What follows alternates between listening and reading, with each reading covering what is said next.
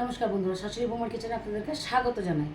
আজকে আপনাদের সাথে লাঞ্চ থালাটা শেয়ার করব। আমি প্রথমে এক গ্লাস জল দিলাম, এখন রেডি করে নিই। এক বাটি ভাত দিয়েছি, কাঁচা লঙ্কা, লেবু, দু টুকরো শসা দিয়ে দিলাম। শসাটা আরও বেশি করে 3 টুকরো দিয়ে দিলাম।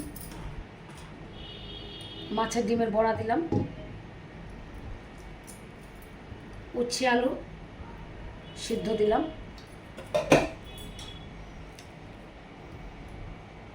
এখানে নারকোল বাটা করেছি, নারকোল বাটাটা দিয়ে দিলাম।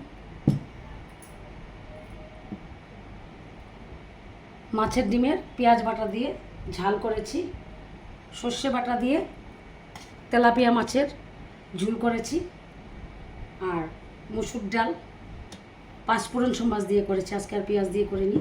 এই আমাদের আজকে লাঞ্চ থালা। যদি ভালো লেগে থাকে লাইক করবেন, শেয়ার করবেন, আর আমার চ্যানেলটাকে সাবস্ক্রাইব করে দেবেন।